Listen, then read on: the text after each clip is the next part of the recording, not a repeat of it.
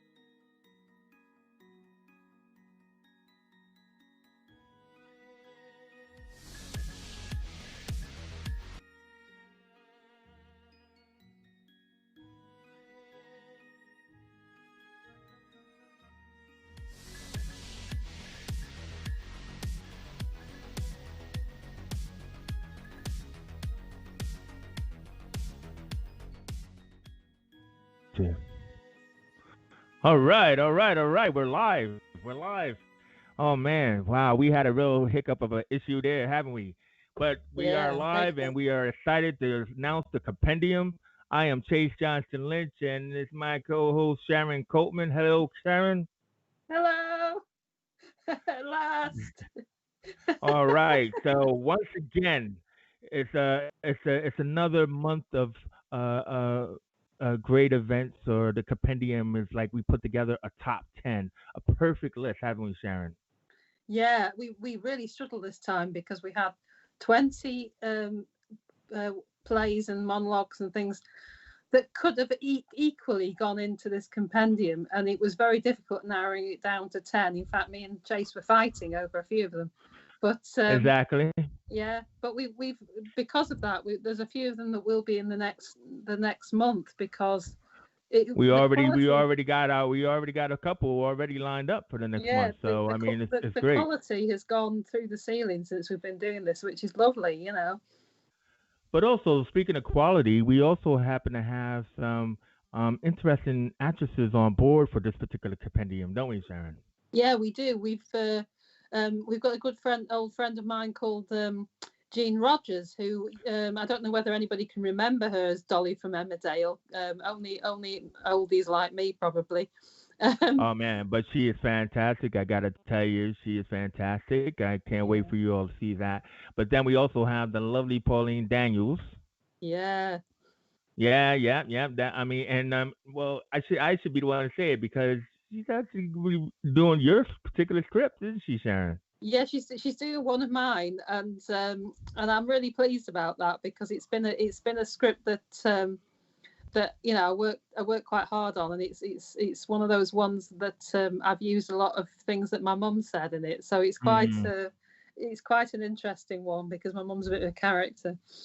Well, I got to tell you, I have a mother-in-law who, I mean, it felt like I was hearing her every time I was hearing those situations and everything. And I'm Yeah, hoping that she's watching. So, Mo, if you're watching and out there, look forward to that one coming up.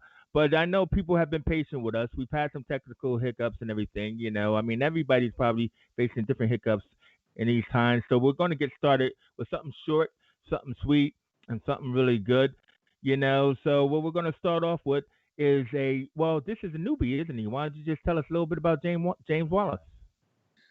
yeah. James came to us basically because he was wanting to write a script for a comedy script, and Mm-hmm. he then has joined the Writing Together course that I'm currently doing, just because he wanted to start writing things that weren't prescriptive, because he actually writes for a living, and he wanted to use his imagination and go for it a little bit more. Um, and he actually wrote this one on the Writing Together course, and it was so Mm. good. I said to him, "You need to send that in for the compendium because it's such a lovely, sweet story, really."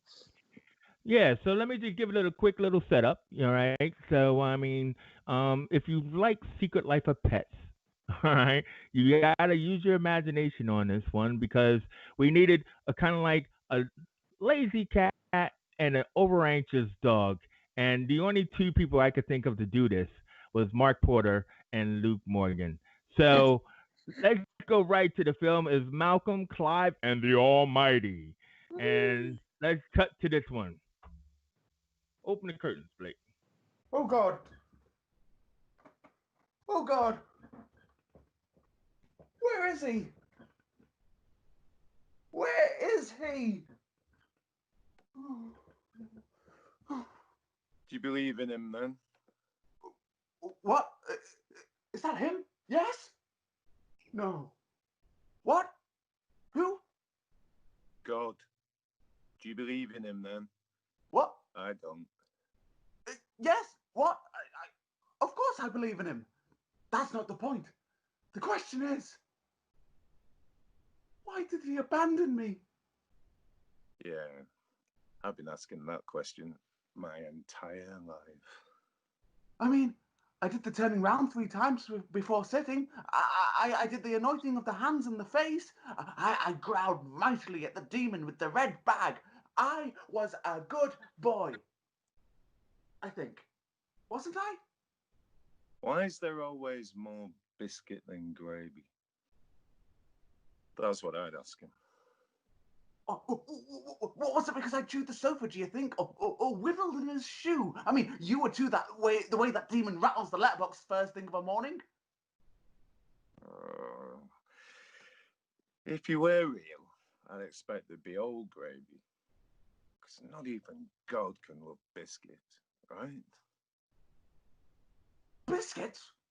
Where? What biscuits? Did I miss them? Wait. I think he might be back. Hmm? I've got to go. It might be him.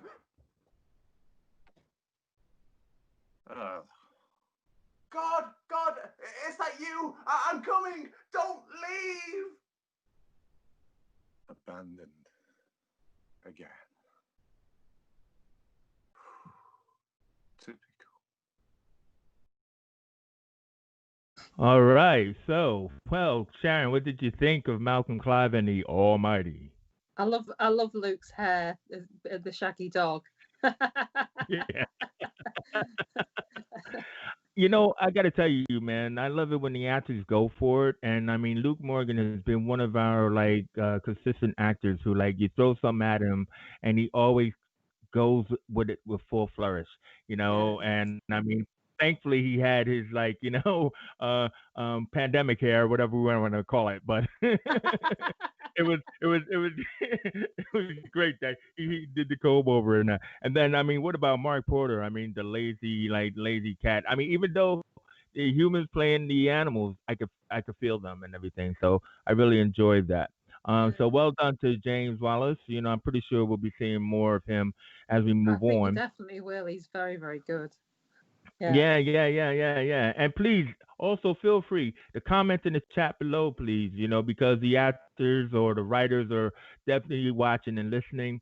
And it would be good to say what you think about, like each of the films.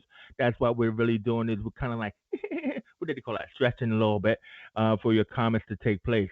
But we're going to move right on to the next one. Now, this is an interesting one because this is Chicken Sisters, right? By the fantastic E. Rupert Gray. We love to call him Ted, and everything. And I mean, I just love his work. He's Australian and everything. So, like me as an American, he's from the outside. But we both related when we talked about this because it's about his family, and who doesn't have one of them large, families, and a lot of people they use nicknames. I mean, what about you, Sharon? Do you have a nickname in your family? Yeah, I've got lots of nicknames in my family. Yeah. I won't tell you what they All right, are. you don't want to share, but that's okay. I Yeah. mean, I have a cousin Sputnik. I mean, I think maybe his parents was into the astronaut program. Who knows? But I mean, it's just funny, and It's like that. Now, um, we had to bring in one of another newbie to be the actor in this one, Keith Nayland. Please somebody got that right. Yeah, Keith Nairn, Keith yeah, Nayland. yeah. Oh, Nahan. See, I didn't get it Yeah. right. But either way, is that I wanted to say, Keith, what a trooper, 'cause, like just stepping in to read this and everything. So what we're gonna do is it's kind of like if you have one of those big families and you get together one too many times, for a funeral, this is kind of like an example and you can relate. So what we're gonna do is we're gonna go right into Chicken Sisters, by E. Ruby Gray and starring Keith Nahan. All right. My family, or should I say my wider family, my extended family, so to speak, was dying like hot summer flies when I was younger. There was a time where someone was leaving on the big magic cloud holiday every month.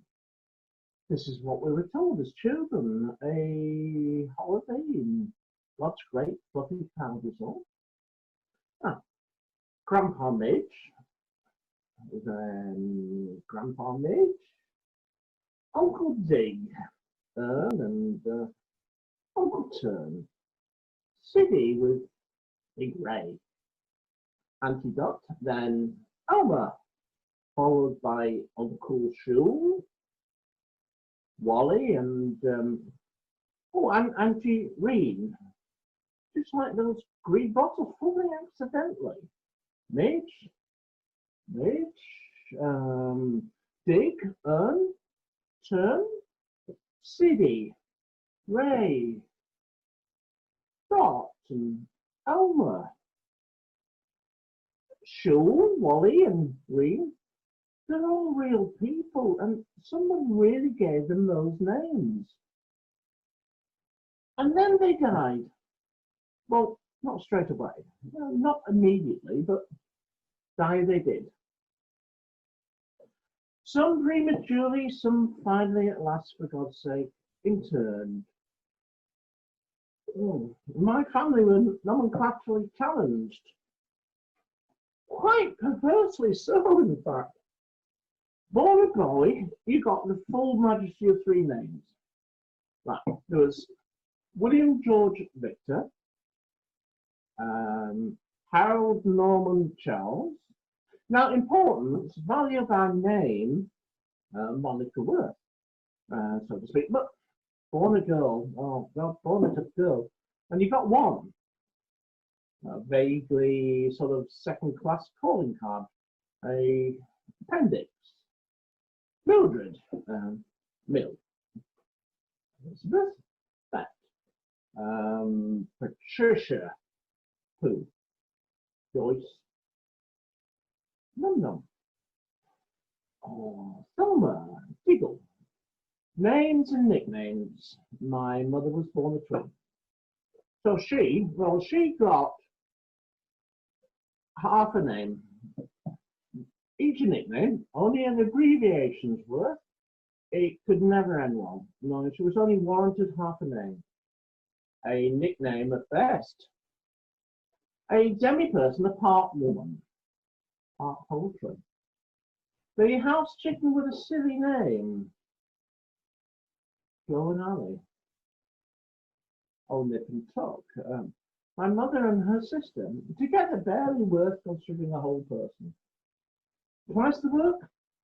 Oh, half the result. Whether irregular names contributed to the rush of deaths of my family, I can't answer that. Now, I could form a basis for study, a thesis even. Does a ludicrous name lead to a premature death? I don't know. Who knows? But they did die with Midge, Big, Ern, Turn, Siddle, Ray, and Dot, and Shul, and Wally, and Reen, rapidly and infrequently and with steady regularity. Now, we could have taken a block booking with the funeral director, We could have haggled for a season ticket. Now we could have negotiated for a cut rate on the first Monday of every month. But my family is not like that, not cheap, not tawdry. No, we befriend every salesman. We beguile every charlatan. We welcome them into the family and know that they need our love. We understand they're giving us the best possible treatment, the best prices, of course, of family rates, just for us. Because like us, we're special. Love, it is, and we have the best names. Midge, Dig, Turn, and all. So we kept dying.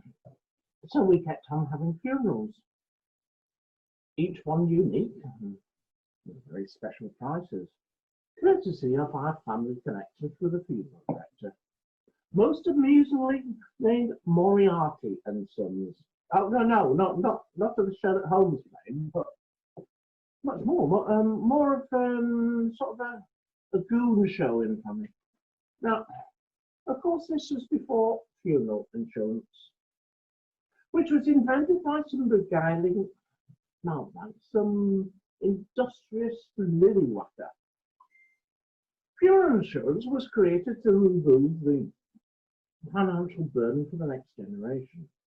And just in case, for instance, the next generation did not care if we were turned into fertilizer or even left to decay in a dark corner of the shed or out building somewhere. So, in the unlikely circumstance of such a thing, insurance was sold as a precaution. Fire. Bring your own funeral. A prophylactic measure against the possible truth. Today, and the funeralists offer even greater security. Death itself no longer exists, and consequently, there's nothing to grieve about. White as the new black. Death is merely the journey to eternal holidays to the sun. In a better place where only pure joy exists. Now, we don't die anymore, we pass. Pass to a better place. Grief and sorrow are no longer required. We're white. We're colours. Celebrate life. No, they have passed. Take the ashes, conveniently pelletize and spread them somewhere near where Midge, Dig, Turn, CD, Ray, Dot, Elmer, Shul, Wally, or Reen can reside forever. Spread them about as conveniently pelletized and sanitized ashes of the past. Gone to a better place. Take the non-ashes pelletized for easy handling, and put a handful here and a handful there. Yeah, poison the snails and feed the cat. But they have merely passed, even though on the shelf even. Now, I've grown older, I've even seen a dead body or two. When it's gone cold and stiff, drained of life, there's an unmistakable absence of life. You never hear that voice again, never smell their presence, never feel their touch or the particular sound they made as they walked down the hall or parted, passed. In the beginning, when they started to die like flies, it was considered wise or appropriate for children to attend funerals. Death was unseen and unseemly. Even my dog, my constant companion for 8 years, the only creature who really wanted me, who loved me, needed me, had died when I was 10. I was not permitted to see the body of the brush nuts. We even gave our dogs absurd names. Beautiful brush nuts died, and Knew death to be the hemiest sin of the insatiable pain and wrenching loss. I therefore understood the funeral of a human, a relative, a beloved one, to be brimful of baleful wailing, baleful gnashing of teeth, pounding of chest and tearing of hair. A horror so great that a child would be permanently scarred and scared of death. So sacrilegious we kept away. We were protected. Now, 17, I was permitted to attend to be a pallbearer, even for one of Midge. Midge? Dick and Siddy, or Ray, or Fox, or Elmer. Sure, Wally, or Reen, or perhaps another of the wider clan, all foolishly named. I forget. I prepared myself, imbued with solemnity, ready to bear the pall-covered coffin and carry a relative into the hereafter. A great and solemn duty of huge import. One of the first truly significant tests of my short life. A coming of age, permitted even implored to gnash my teeth, graduating from death to human funeral, a breast full of pride and tears. And they were telling jokes among the menfolk, chuckling quietly at some silliness. But Uncle Chaz was making oozing, seething sexual noises about women at different funerals, like sucking on chopped bone at Sunday lunch. Nugget was making up puns and limericks. Russie was imploring us to take number 7 and the 3rd of the New Market. I could not see tears anywhere. No Danila discreetly dabbing the corner of her eyes with a clean handkerchief. And no brutish women or men. Seas of the earth, quietly holding back the grief, just jokes, silliness and giggling. I'm so young, so naive, so foolish. And then, impeccably, one of the chicken sisters, a Benny's person, stirred broke. The broke ranks caught my sympathetic eye and erupted. Wailing and gnashing, pounding, tearing, she buried her chicken self in my puny 17-year-old arms while the family tuttered. They clicked tongues. They sighed and finally remonstrated with her, imploring her chickenness to pull herself together. This was not how it was done. We did not have vulgar displays of emotions, and now, where was the other half of the blubbering mess when you needed her? The chicken sister, the demi-child. Twice the trouble, half the result every time.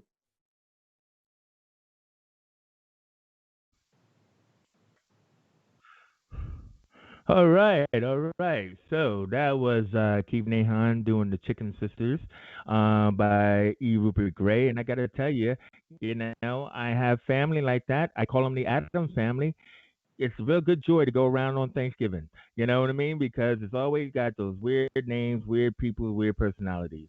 You have family like that, Sharon? Yeah, I've got a very big family, and Okay, you don't want to tell us about your family. no, I do. It's fine. It's fine. It's just that I was the one that got all the nicknames because I was the youngest. Yeah, yeah. Puddle, something like that. You know. But so what we have now is we have our first known person that has partaken of the compendium. The lovely Jean Rogers. As you said, she's been on Emmerdale, and it was really a joy working with her on this because it's our Bernie Winston scripts. Now, you tell us, Sharon. Bernie, he is just a machine, isn't he? Yeah, but Bernie is prolific with his writing, and I think it was so nice for him to talk to Jean, because Jean gave him a little bit of a masterclass on making his monologues a lot more emotional, because that's what actors pick up on Yeah. in their when they're working on things, and Jean just wanted a few tweaks and changes, and it made all the difference. And I think Bernie was really chuffed to be able to work with her on that. And I mean, because it also was personal to him, because they're like, he was reflecting on a story about his mom and a time that seems relevant today, but was like a really big thing back then. And I won't spoil it. I mean, let's just get right into it, right? Yeah. Because I mean, the fantastic Gene Rogers delivered on the early days by Bernie Winston. So please check this out. This is amazing.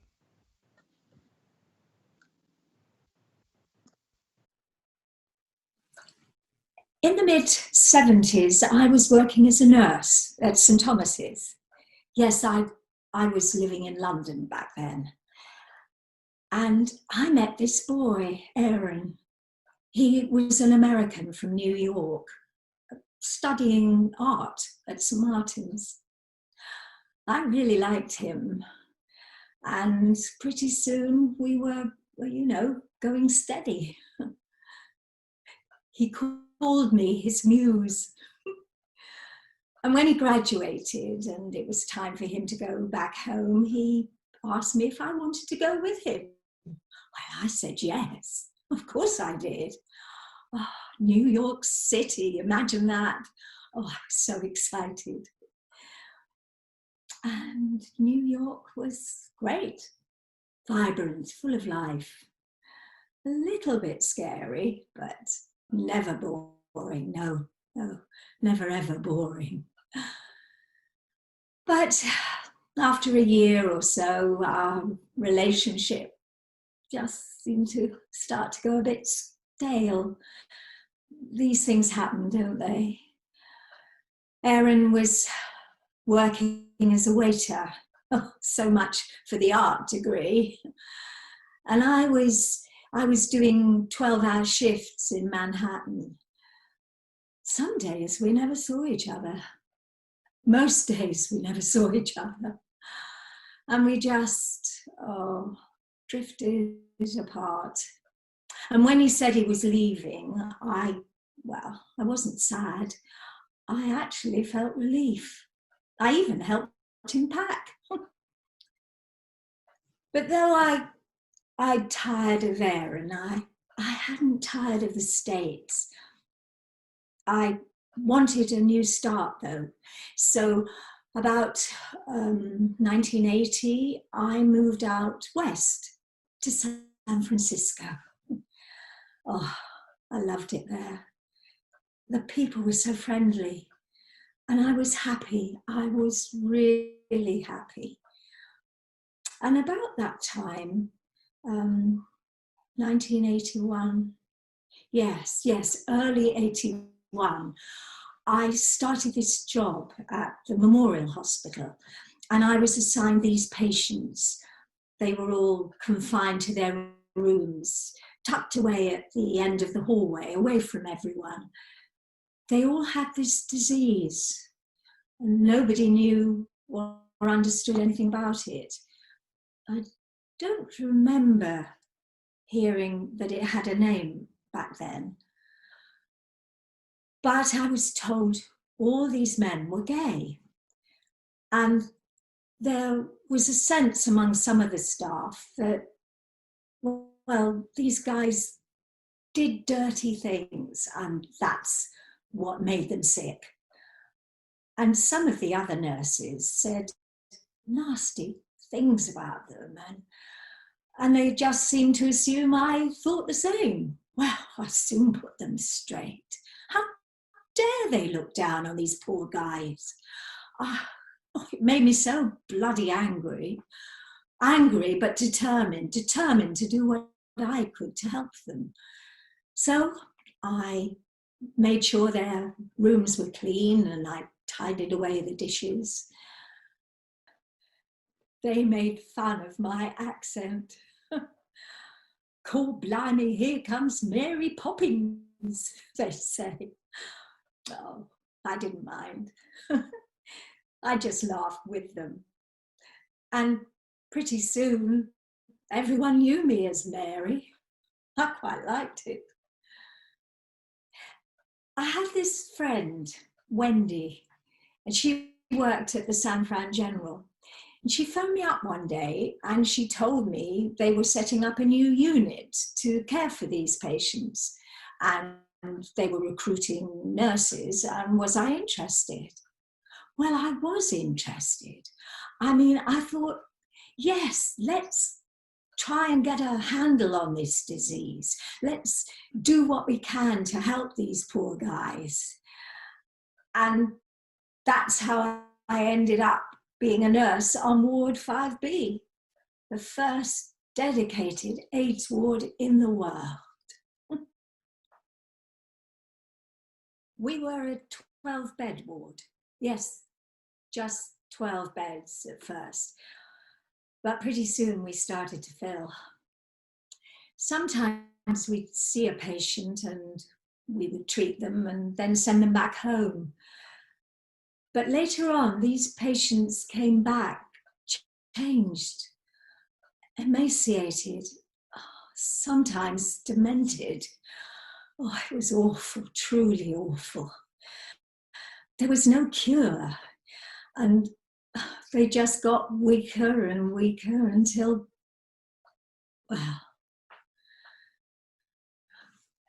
and there was a real sense of fear in the city. We never felt as though we were fighting the battle on our own. No, because people, they could see that sometimes it was tragic, very tragic, and they wanted to help. But there was a real stigma around AIDS at the time. Stupid, ignorant rumors were circulating about how easy it was to catch the disease. And some gay people were subjected to horrendous pressures at work. Oh, it made my blood boil, it really did. But we saw this was an opportunity to educate people. And so we encouraged press conferences wherever we could to show people how we could help these guys on the most loneliest journey of their lives. I remember one patient, Greg. He used to draw caricatures of the staff. We found them so funny. We had them put up all around the ward. He drew a picture of me as Mary Poppins, brolly aloft, ready to take off when the wind changed. But I told him I was going nowhere. And as he got weaker, his partner Ray spent as much time with him as he could, mopping his brow, comforting him, watching helplessly as the lesions spread across his body. It was pneumonia that took him in the end. Ray was in pieces, absolutely devastated. I offered to arrange counselling for him, but he just didn't want to know. The following day, he ran a bath, lit some candles, opened the wine and downed a whole bottle of sleeping pills. Greg and Ray were cremated on the same day, and their ashes scattered in San Francisco Bay, near the spot where they first met. I cried for weeks. I mean, how could I not get emotionally involved? These guys have become my friends, and I miss them dreadfully. I still do. Later on, of course, new antiviral drugs have been developed. But it took time far too much time. But eventually, HIV sufferers can now look forward to a full and long life. And I thank God. And I hope that we'll never see such a horrible disease ever again. Over the last few years, we seem to have been okay. There was Ebola and SARS, of course, but they've been managed and controlled. But then in January this year, I read about these poor people in China coming down with this new and very virulent, aggressive virus. And in February, it was spreading to other countries, lots of other countries. I do hope it doesn't reach us. Still, I'm safe enough, tucked away here in my care home with my bloody dodgy ticker. But it's the other people, the other poor people not as lucky as I am, that I fear for.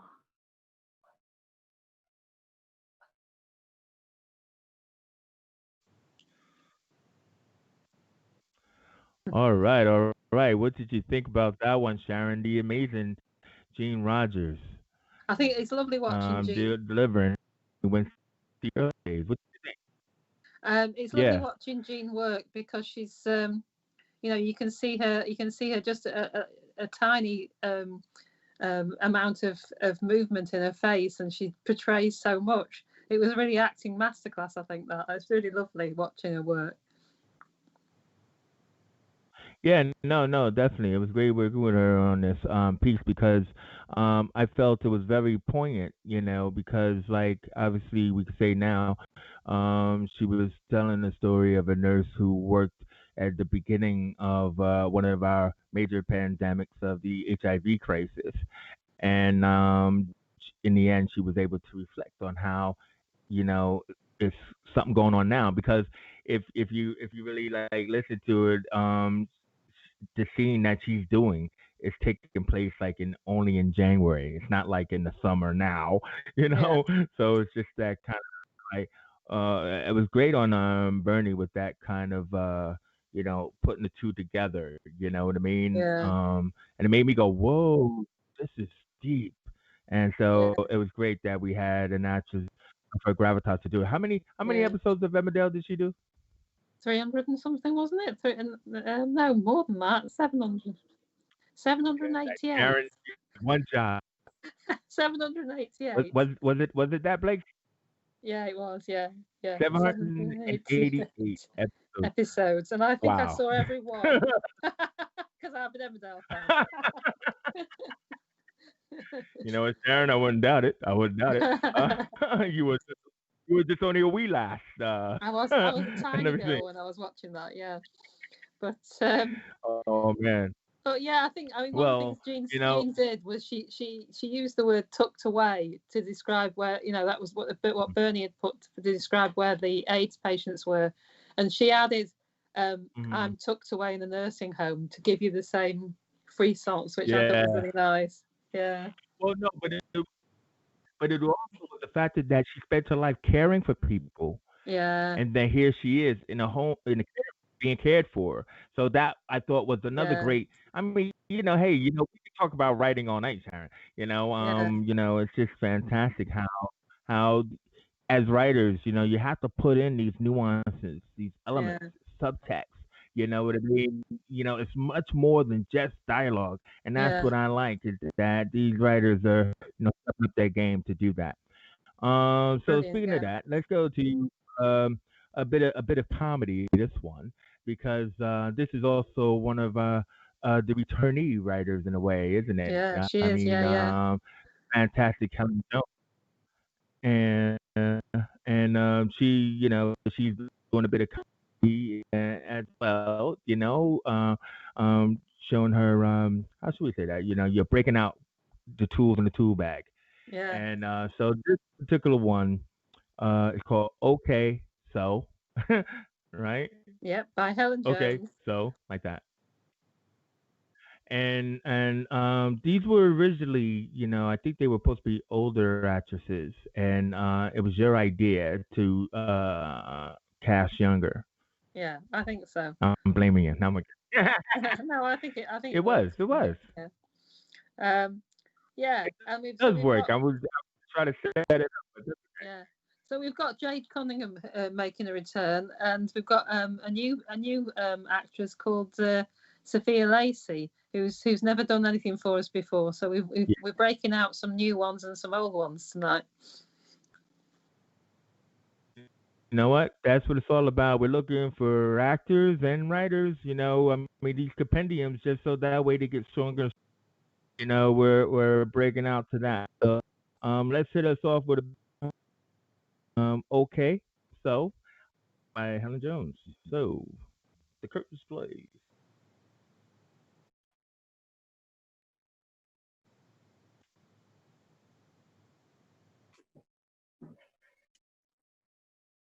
Hi, Mal.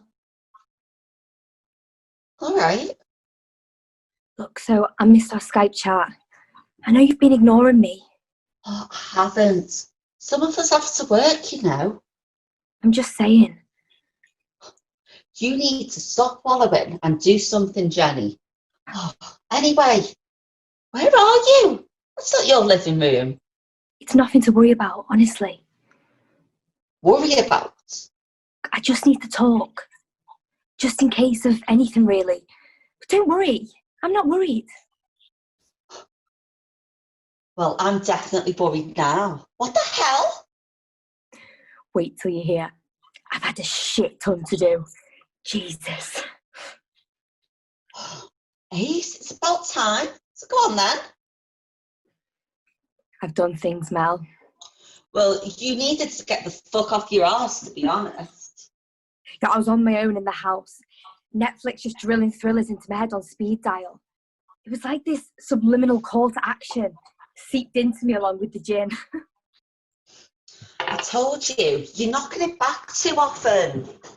Oh, you didn't drunk call Dave, did you, offering him blowjobs? Again, did you? Oi, I don't drink that much. I don't. That was just once. You know, I was a dickhead back then. You know. Don't tell me you're back with the knob. Mel, Dave is perfectly capable of sucking his own knob. Do not put that image in my brain. So, wow. I don't even know how to tell you this. I've got a new job. Brilliant! Oh, I made up for you. Yeah, I woke up after I missed our Skype call. Banging hangover. And there was this little message. Little old me, successful applicant. Shit.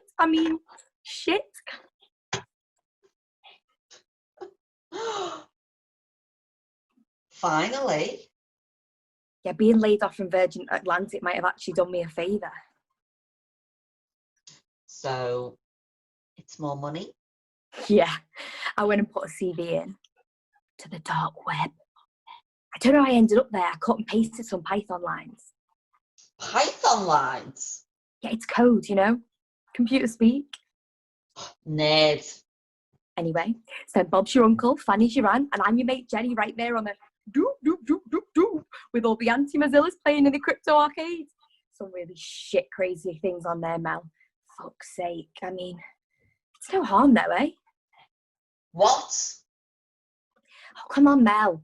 Just stop rolling your eyes. I've got money for once. Dosh, moolah, spondulus. Fucking loaded. Jen, listen, please. It'll be one of those scams. It's not Bitcoin, is it? No. I needed some excitement, Mel. Life's not all about planning your next shop to the Aldi. One package holiday a year and ripping the hair off your armpits with gaffer tape. Is it? I only did the gaffer bit once. Look, I just need some excitement, Mel. Losing your savings to a con artist on a dark web isn't excitement. It's plain stupid. Listen to yourself. Look, please tell me you haven't handed over any of your redundancy money. Of course not. I can't describe it really. It's like this high hazard, high stress kind of job. Listening to devices in your car, your house, even up your arse for fuck's sake. Look, I didn't waste any time. I couldn't bloody wait, Mel. What? Not the arse bit. I mean, look, read this blurb, listen. Familiar with a computer? Can you keep a secret? Then we want you. See, Mel, that's me all over already. I can keep a secret. Get on this, right? You will become a soldier in a new kind of war. No weapons, silence, where nerds are heroes. Hands on technology, inventing new ways of anonymous subversion. Subversion? Shh, listen. Continents away from the governments you will bring down. Disassociated, going about your business in the DIY stores of your mother country. Up the electrical aisle, the household detergent section. Right, I haven't got time for this. You're winding me up. Right, I'm getting off. The kids are back from the dad soon. But Mel, I can read your mind. The world's changed now, hon. Just get used to it. Look, we're all behind the screens. Zooming, planning, meeting in hives with like-minded people. People we've never met before all this shit went down. Hell, I even know what to do with a wire tool, a 9-volt battery, and a gallon of pine-scented bleach. I've been surfing the underbelly, haven't I? On it. And it's really me, Mel. It's me. What is? Jenny? God, they'll all be saying. Who knew that Jenny from number 34 was an international hacker who caught Branson up to his nose in blow, wearing a leopard print mankini and a pink off-label shades? Yeah, Jenny, that chess head from school from way back. Mel's mate, the quiet one. Turned out to be a spy, didn't she? She was the sort of attractive that made lads pull her hair, wait outside the school gates for shit they didn't need, hanging with people they didn't want to hang with. But none of them ever asked her out. Bet they're sorry now, because she knows the source of shit that gets people disposed of. Yeah. Right. Fuck off. Give us a call when you're not shit-faced on cooking with Sherry again. Disposed of. Whacked. Iced. So hey, Mel. Look, I'm kind of anxious right now, but it was always going to come down to this. You take a road, you travel it, it has a destination. So this is it. The road less travelled was the one I took. How could I know it was come to this? Jenny? Look, when you see the news, Mel, when you see the news today, just try not to be shocked, yeah? Okay? What? Look, they want to speak to you, of course, but please be kind about me when you're interviewed outside my empty house in Blundellsands. Those corporate bastards deserve to die. Jenny, this isn't funny now. They call this here a safe house. I don't feel too safe, to be honest, Mel. I'm here with a guy called Boxhead. I mean, he's all right. The convo's a bit one-sided, but hey, you know, he's no dumbass. Sometimes we have proper geek outs, like he does Brazilian jiu-jitsu down dark alleys. We pass most of the time playing poker and shit. Honestly, Mel, it's fine. We just chill now and then.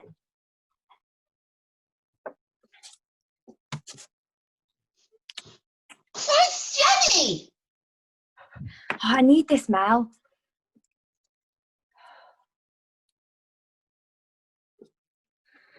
You know, Boxhead's kind of cool, though. He slugged on me at a driver the other day in back of the hood with a semi-automatic. He had an agenda, but Boxy picked up on that straight off. Hey, the car's in Gladstone Dock now, along with the driver, drowned.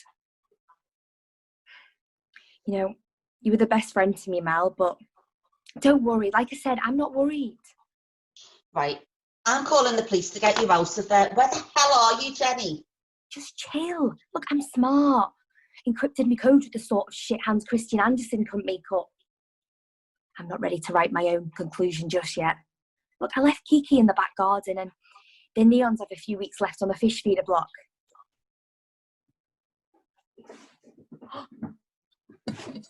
Shit, I've got to go. Jesus Christ!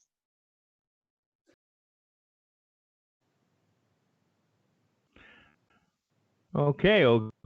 So that was okay. So, by Helen Jones. That was one of Well, I my was trying to be a little personal funny. favourites this week, this time. I think I really enjoyed that. Yeah. Yeah, no, I mean the girls were hard. I mean, like I understand that there was talk of ages and everything like that, but I mean with the whole technology and dark web stuff and everything like that, it seemed kind of like, oh yeah, this would be different if we tried something different with it and everything. And so hope you guys all enjoyed that. Yeah. You know, I love coming up like Sophia. She's very cheeky. yeah. No. She is. And I mean, the girls were both gung ho to do this and everything like that. So we come up to our cameo point of the compendium, where Mark Porter had delivered us a nice little short bedtime story called "Who is Super," and then I thought, well, come on, who knows all about superheroes that big? Yeah. I knew You know what you'd I want mean? to do All right. Yeah. Sometimes you got to be able to like, walk the walk and walk the talk, right? You Yeah. hopefully And he it's enjoys it. Hopefully you all enjoy it. Because like last time when I did the oppositionist, it was like I put all these crazy effects on it, and it's like you couldn't even tell it was me at all. But so this time it's me, Bear. Dun, dun, dun. Maybe I well, it's should say another short Colin one High. though. I noticed you can only do short ones. Yes. Yeah, you know, me. Me and Lion and you, and so Colin Hines knows that well. So, so either way is let's everybody have a little bit of fun with this, and everything. So this is Who is Super by Mark Porter, starring that crazy enigmatic guy, Chase Johnston-Lynch, whatever, Yeah. This is the only way he could get a job. Yeah. Blake, Okay. do not waste any time. Two. All right, Supergirl, get back in bed and you can have one more story. Oh, fantastic. Can we have a normal story, What Daddy? do you mean, normal story? A story about normal boys and girls. Well, I don't know any. You must do, Daddy. Okay. These superhero stories are, well, it's just that they're boring. Yeah. There was once a normal boy called Peter who did any normal thing that normal kids did, and he did, but he did normal things, and one day he got bit by a radioactive spider. Now, Daddy, that's Spider-Man. All right. All right. There was a normal boy named Bruce, and he had a normal mommy and daddy. Ooh, this sounds good. Then, one night, his mommy and daddy were mugged. Nasty man, and But that's Batman, Daddy. blimey, there's no pleasing you kids. Okay, there was an alien, and he particularly liked skateboarding. But he got into surfboarding. Oh, did I tell you that one? Yes, you told us all of them. They're so boring. One day you'll realize that having superpowers is just something you're gonna have to live with. It's boring. We want exciting stories about real people. Right. There were these young people. There was 4 of them, and Fantastic. right. You guys are just gonna have to get on without yourselves. I'm switching the light off, and you'll have to, go without a story tonight. Daddy. Yes. We can see in the dark. Balls.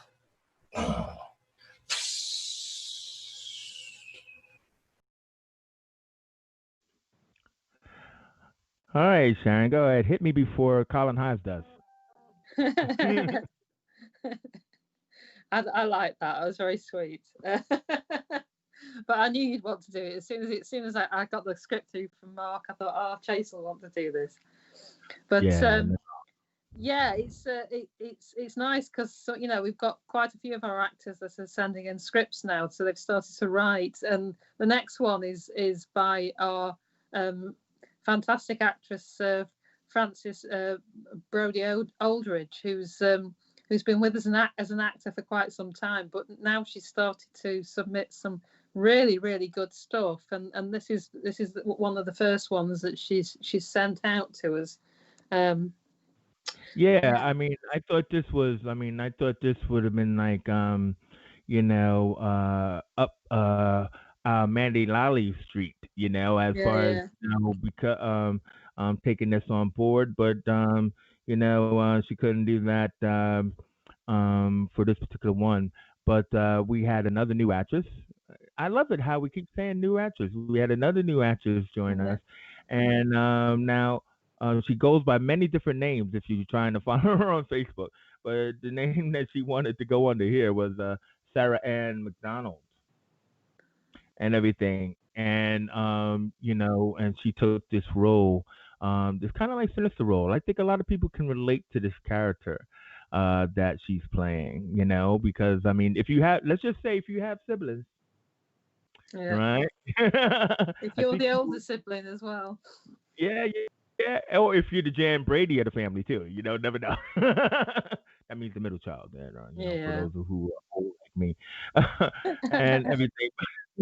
But no, it's great that Frances has written this one. So you want to know why? Yeah. So you want to know why? Yeah. With a devious psycho look at the end. All right. So let's do this, Blake. Let's close the curtains on this. You want to know why by Frances. What would I tell her now?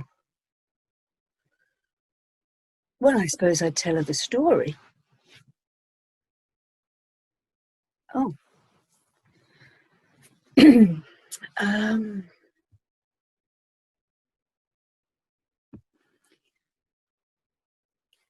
As they came through the doors, I remember thinking, those are not the faces of two happy people. She held you, the bundle, tightly in her arms, while he shot me a glance, opened his mouth to speak, and then shut it just as quickly. A bead of sweat trickled down over his temple, slowing when it got to the 5 o'clock shadow on his cheek, while the corner of her mouth twitched, the way it twitched when she was uncomfortable. Something was definitely off. We made our way to the car. He opened the rear door and I slid in along the maroon leatherette seat, and she got in beside me. As a reminder of my existence, I gave a loud sigh and she blurted, "Lanugo," simultaneously letting the shawl drop. I was 8 years old. Being diplomatic was not yet on my radar.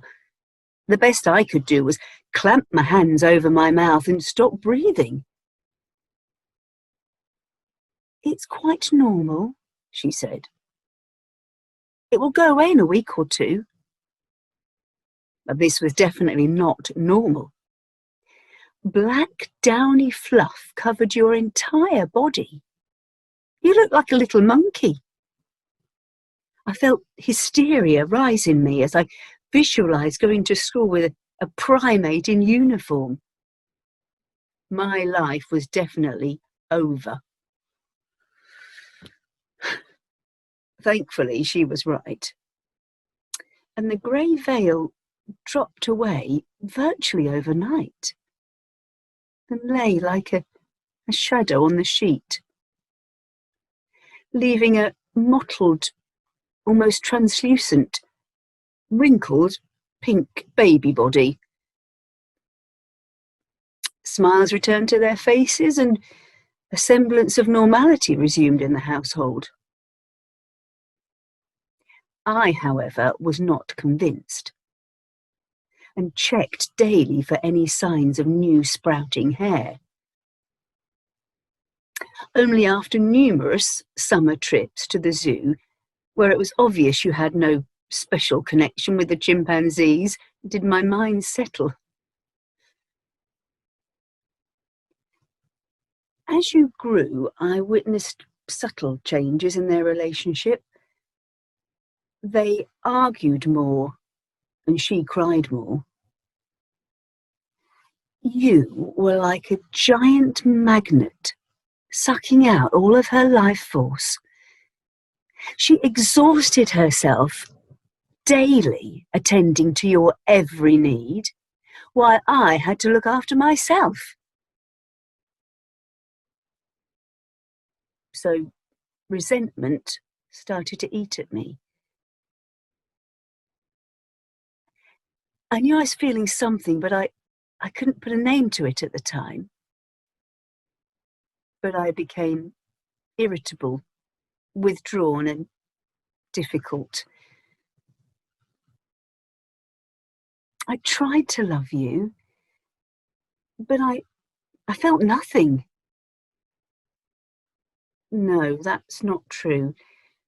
I realise now that what I felt then was frustration and jealousy. There was no natural feeling of sisterly love. While she cooed, looking down at your gurgling, gibbering, pudgy face, I seethed and festered. Why did I have to spend all my time with you when all I wanted to do is play in my room?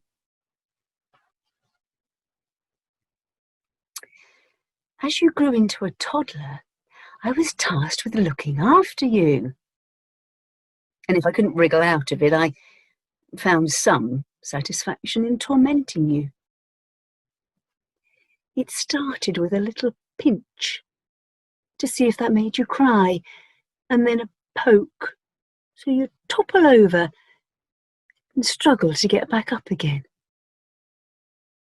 I'd give you toys and take them away, and you'd make such a din that she would storm in, pick you up, and sweep you away.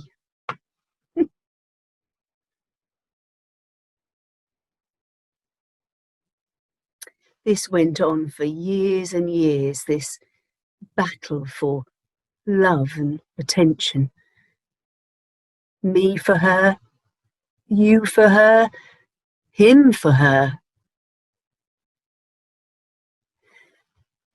And then, just before my 14th birthday, something snapped. We stayed in our room and tried to block out the sound. A gloom fell upon the household, and he stopped being pleased to see us when he came home. He spent more and more time away at work, and one day stopped coming home at all.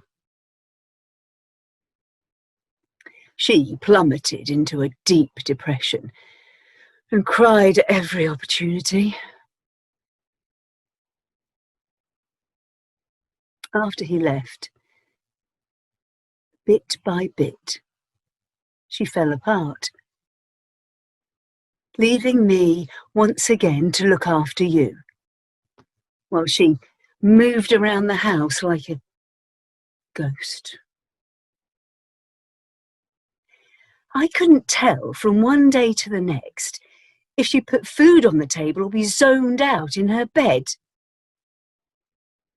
We lived on bread and cheese or jam, or whatever we could find in the cupboard.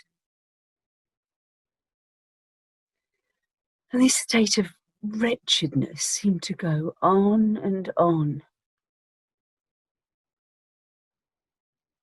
We pretended it wasn't happening. We told no one. We carried on, getting up, going to school. And even then the love didn't come. You trailed behind me like the unravelling thread from the hem of my dress as we passed unseen by those around us through those years of growth. You messed with my things and you interfered. You had your invisible suckers so deep into my psyche that I didn't stand a chance.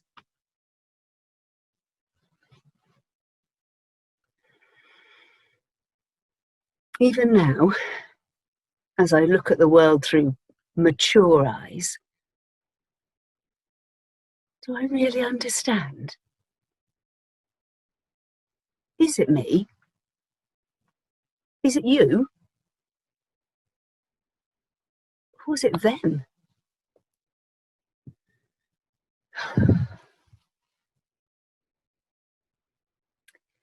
We still visit the family home and adhere to a strict understanding never to go at the same time. She's very frail now and he died some years back. It's too late to ask those difficult questions. There's an understanding between me and my sibling, one that can't be put into words. It sits in the now. But often I do wonder as I lie awake at night, does she remember everything?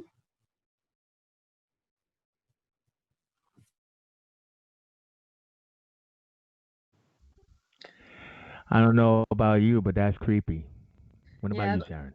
yeah. Well, it sort of reminds me of how my older brother treated me when I was little, and but it was really good. And I love Sarah's first appearance. She's knocked everything out of the park, hasn't she? Really, Sarah Ann. Oh no, no, she has. I mean, she's fantastic, and I'm saying creepy because that's how good of an actor she took Yeah, yeah. into this approach.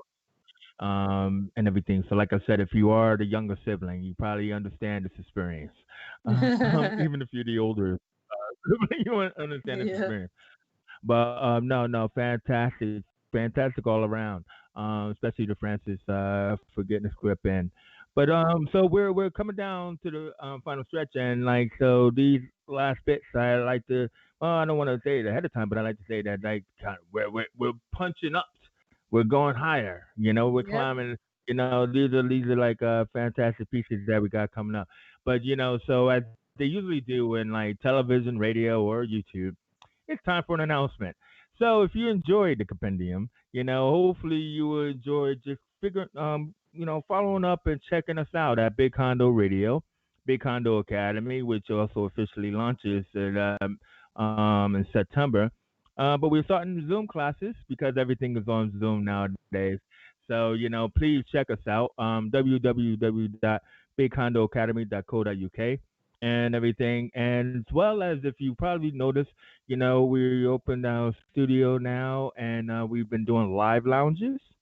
We've been doing talks as well as we got a great new show called Music Box starring the lovely Megan Vinchetta Robinson. So I just wanted to give her a shout out. And we're just trying to keep it going. And what we love about working with our collaborative partners is make it because just like us, we've all been working throughout this whole creative outlet during this crisis. I don't know what to call it. The the thing that's out there.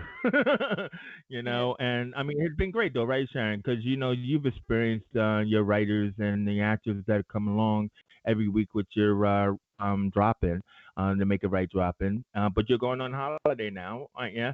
So I mean Yeah. the drop in is off for the summer, aren't they? Yeah. And when did they come back?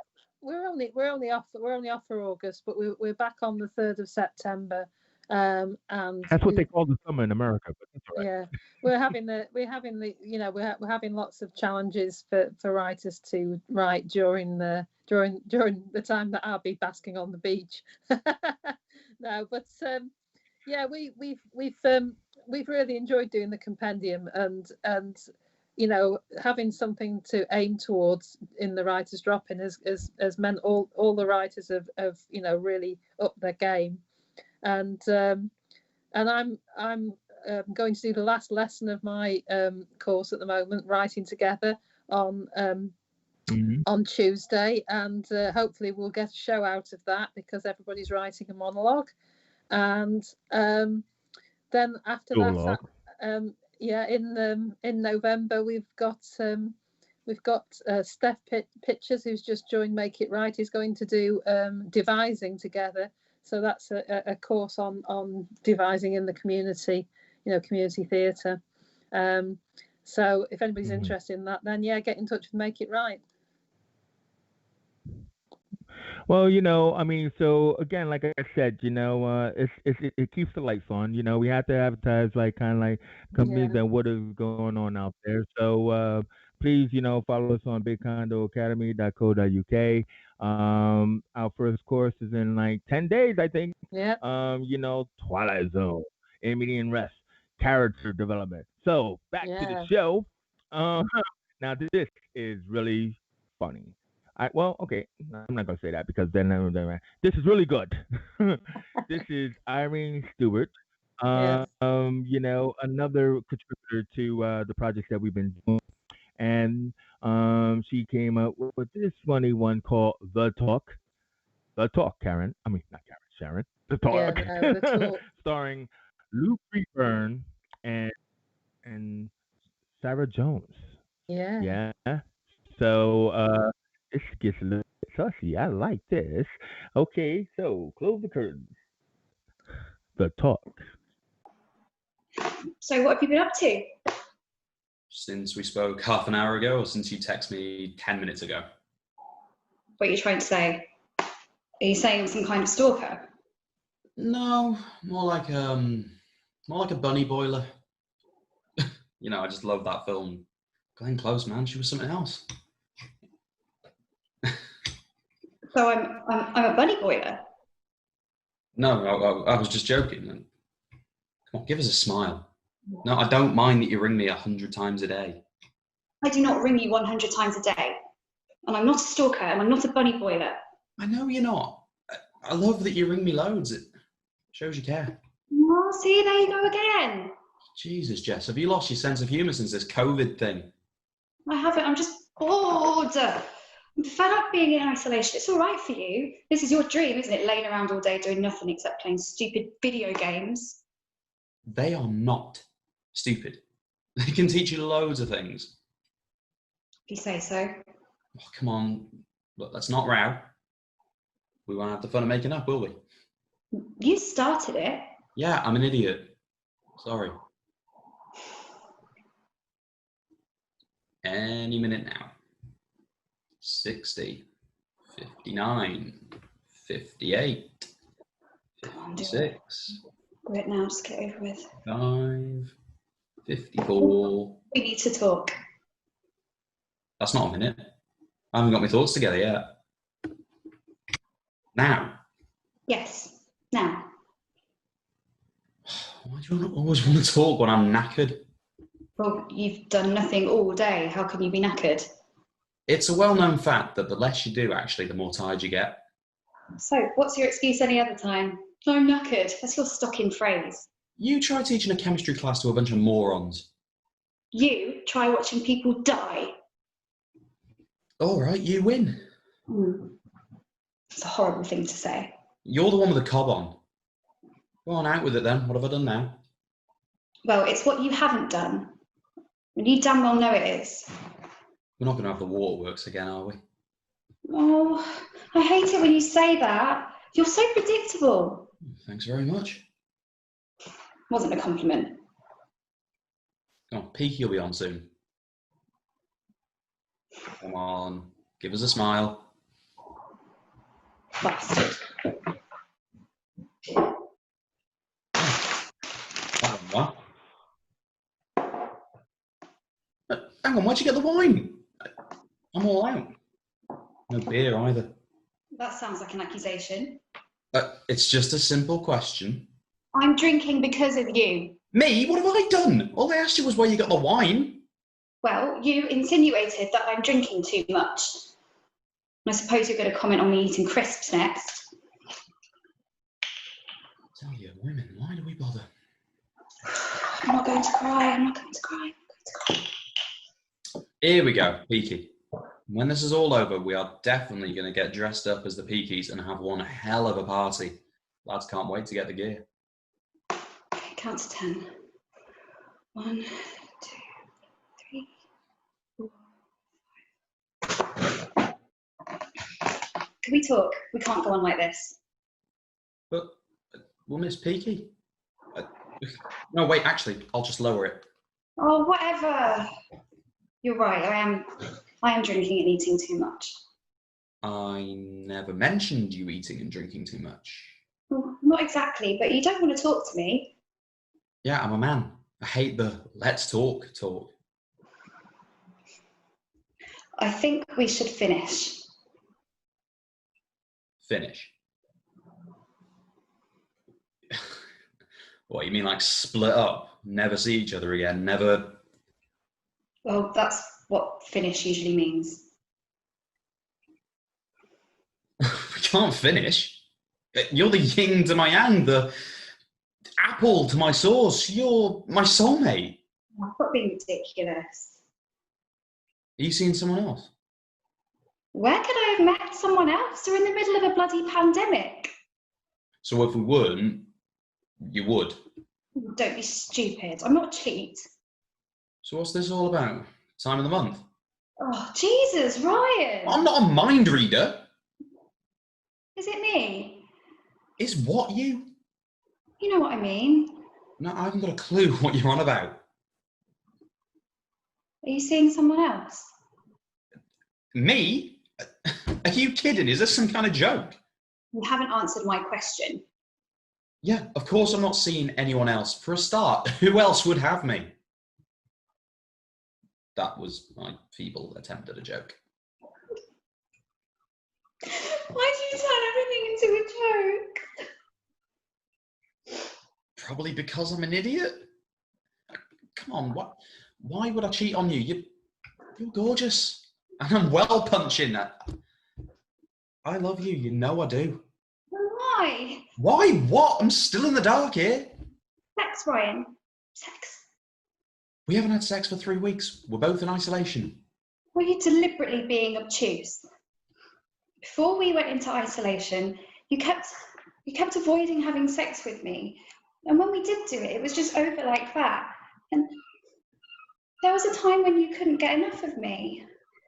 Have you gone off me? Are you sure there's no one else? No, I promise you there's no one else. So? It's difficult to explain. Try.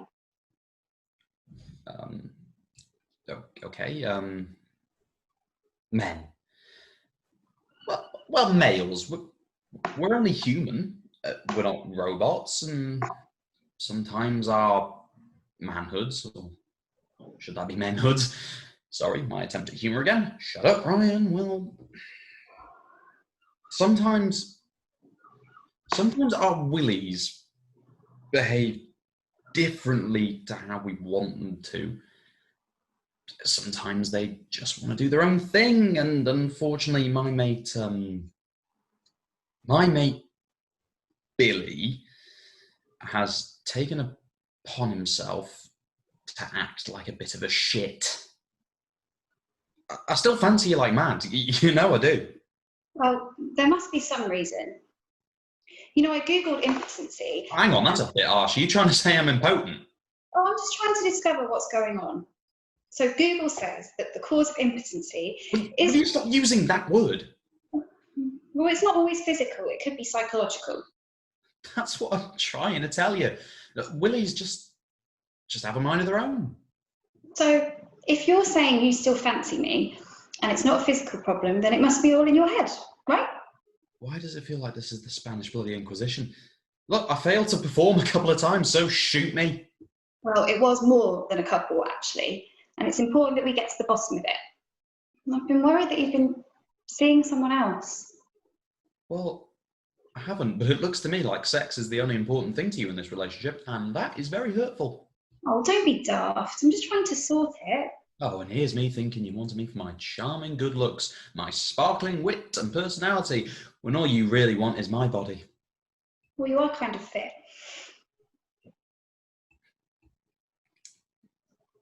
Promise that you won't laugh. But what? Is this another one of your stupid jokes? No, I'm deadly serious. The reason I've been unable to perform a couple of times is I keep thinking of you with the Italian stallion, and I feel that I don't measure up. What are you talking about? Well, when we first got together, you told me that you'd gone out with that Italian guy, right? And that he was hung like the proverbial. Yeah, I told you that on about the 4th date, I think it was.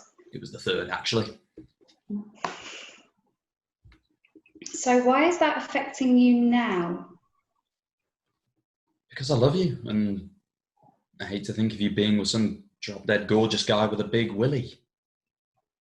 So every time we make love, you think of him? Well, not every time. You're an idiot. I made him up. I was trying to make you jealous. You're messing.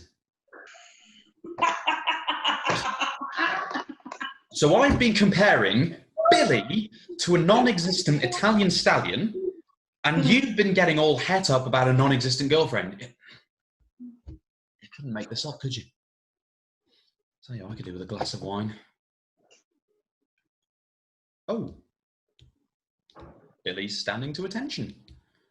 There's nothing wrong after all, is there, mate? I love you. I was thinking, when we come out the other side of this thing, well, what do you think about moving in together? Well, my place though, not your hellhole. Deal? I love you. Skype you later? Now who's stalking who? I'll speak to you later. Love you. You turn it off. No, you turn it off. We'll turn it off together.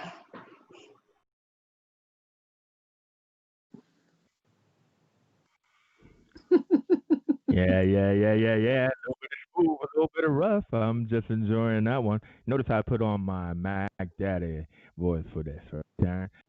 Because you know why? Because I'm impotent.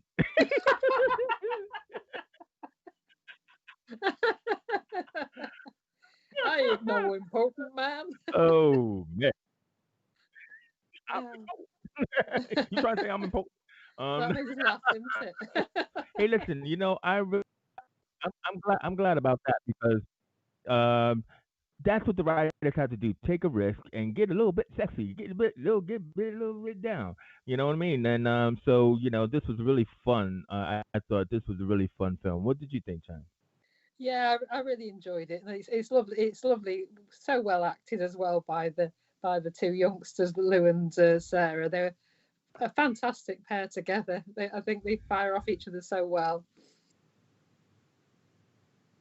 Yeah, I think this is also like the first time we've actually put them two together as well. Because Yeah. because even Sarah said she usually gets monologues and has to act by herself, so she was really Yeah. thankful that she got a duologue this time and Yeah. everything. We've not No, really great choice there. Yeah, we've not had very many man-woman duologues. We've had, woman-woman and man-man. So it was quite nice to have something a bit different. Or even relationship ones, and Yeah, everything yeah. like that. And that's why I'm glad that Irene like took the plunge, because the actors are probably say, hey, yo, just give it to me. You know what I Yeah. mean? Right. Moving on. And guess what? Now we are up to our next known celebrity guest. For those who heard about it and who have been waiting for it. This is the one with Pauline Daniels. It's kind of like Friends. The one with Yeah, the one It's with, the one yeah. with Pauline Daniels, called Answer Phone Mom, written by our very own Sharon Colpman. Yeah. Oh, look at her, look at her. It's me.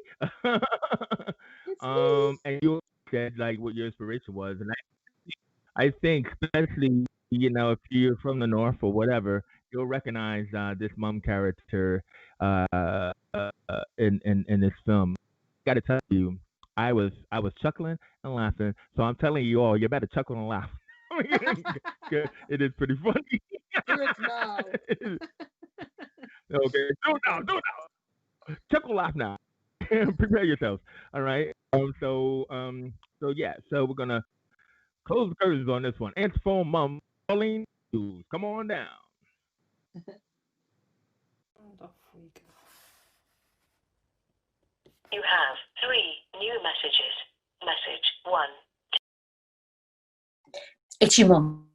Can you ring me? I've got a problem. I can't remember if I'm supposed to take these new tablets before food, during food, or after. I mean, I've looked on the packets and it just says, as advised by your doctor. But I don't remember what he advised. Well, you were with me, so I hoped you'd know. Can you ring me, love? I called the doctors, but I got the grumpy one. Yeah, you know who I mean. The receptionist that looks like someone stitched their eyebrows together. Honestly, you give some people a bit of power and they water it until it grows into an aspidistra. So I told her. I needed to check something with the doctor and she said he would phone me back. Well, what time? I asked her. The first telephone appointment is a week next Wednesday. Well, that's no bloody good, is it? Well, I got a bit cross and I told her if I needed to know the answer today and that she was having none of it. Told me I needed to be a patient. Well, she's going to have a dead patient if she's not careful. I can't start these tablets until I know when to take them and I need to eat now. Oh, it's not like this on Holby City. I really don't know what the world's coming to. Ring me as soon as you can. Love you. Message 2. Today. It's Mum again. I don't want to alarm you, but I'm in the hospital. I'm okay. I mean, they've checked me over. Nothing broken, except my heart, because you didn't phone me back. I was getting worried, you see, about not starting the new tablets. I don't want my blood pressure to get out of hand again. It ruined a good game of bridge last time. Fainting on the card table. I was mortified. Gropey Jeff put me down as evens in the dead pool. Anyway, I didn't want to be ill for the bridge dinner tomorrow, so I decided to pop round to the doctor's and ask Maureen on the pharmacy if she could help. I mean, I would normally go in my car, but it's still in the garage after that bump I had. Maureen couldn't help. But she went over with a face ache on reception and gave her what for. But it didn't last, and now they can't stand each other. I got the answer, though, during a meal, so I better keep them on the kitchen table. When I started walking back, I was a bit worried about falling on that bit of by the lamppost. The flags are so uneven. I walked on that nice smooth blue bit on the edge of the footpath. Before you could say lycra, I'm knocked flying by this bully on a bicycle. He shouted at me, "What are you doing walking in the cycle lane?" Then he swore at me. He used the F word and the T word. Sod this, I thought. So I called him the C word and asked him to call me an ambulance. He was moaning about his buckled front wheel. I said, "Never mind your wheel. What about me hip?" People my age seem to break hips if they fall. Anyway, I've been checked over and it's just bruises. I need a lift home now. I'd call a taxi, but I've no cash. Can you sort it out for me? If I have to wait for hospital transport, the rapture might get me quicker. Ring me back when you get this, please. Love you. Message 3. Today. 10:35 p.m. It's Mum. Just letting you know I'm home. No thanks to you. Marion's daughter picked me up. Now, she is a nice girl. Cleo. Or is it Chloe? She said she didn't mind taking me home and she asked after you. I told her you were neglecting me. I might even put her in my will. She does more for me than you ever do. I just thought I'd better remind you that you promised to take me to my driver awareness course tomorrow morning. My poor car's going to be in a garage another week. I shouldn't have to go on things like this at my age. If it hadn't have been for that policeman pulling me up, I wouldn't have bumped into the postbox. I saw his blue lights in my mirror and I thought I'd better let him past. Next minute, he's pulling up behind me. Well, it was such a shock, I put my foot on the accelerator instead of the brake and bumped into the damn thing. A brick one, too. Hence the time it's taken to mend my car. He said I was speeding. I can't be bothered with speed signs. I figure if you go 40 everywhere, well, it all evens out in the end. 37 in a 30, he said. He got a bit cross when I asked him for his insurance details. So please don't let me down tomorrow. If I don't turn up, I'll get 3 points on me very clean, well cleanish licence. Oh, I almost forgot. You said you'd take me to the bridge dinner. Well, they've only gone and chosen the Ring of Bells. I told them, don't go there. They do clumsy veg. I doubt they own a potato peeler in that kitchen. They didn't listen. No one seems to listen to me these days. Once you get past 70, everyone treats you like you've never lived, never brought up children, never held down a job, never nursed your own parents on their deathbed. I've not lost my marbles yet. 1 or 2 may have, rolled under the sofa. I can still beat the professor at bridge as long as I'm partnered with Janice. Marion, perhaps not. So I need to set off for Clumsy Veg Land at 7 p.m, no later. If you haven't got back to me by 9 tonight, I'm going to ring your mobile as soon as I've charged mine up. Charger's a bit dodgy. See you tomorrow. I still love you, but don't push your luck.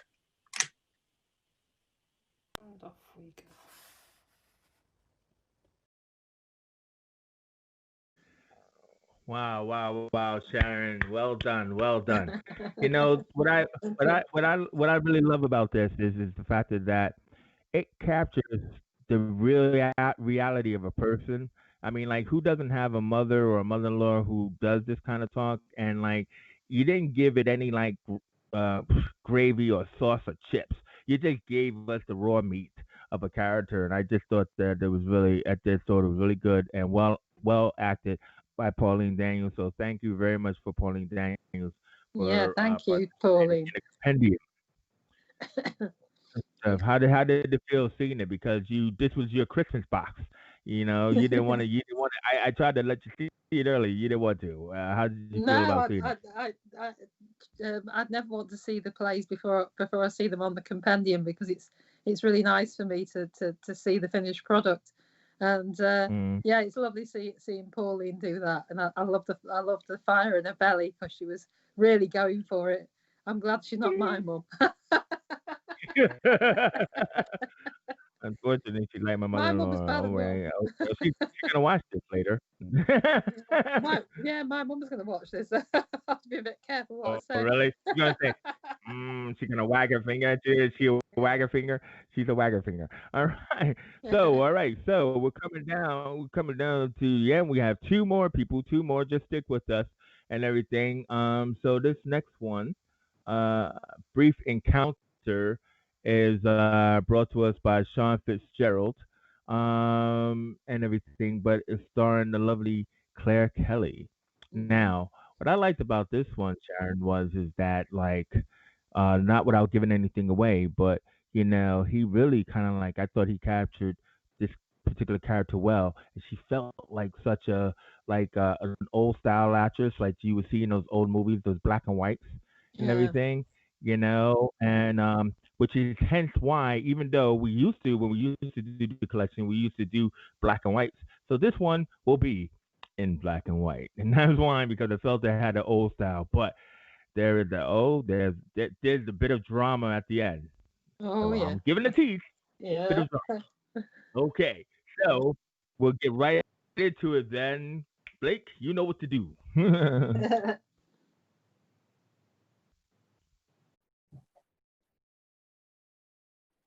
I told my parents how I first met Andrew at a local nightclub. I noticed him before. I didn't tell my parents anything. My daughter has to keep some decorum. What was different about him? What marked Andrew from my usual casual liaisons? Sometimes it's that simple, inexplicable moment. You know that feeling when you see something and you feel possessed?